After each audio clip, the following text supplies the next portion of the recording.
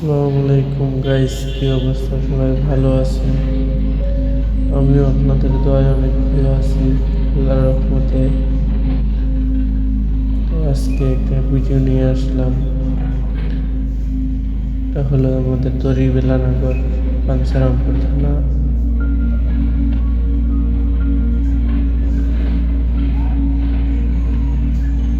এখন আমরা আছি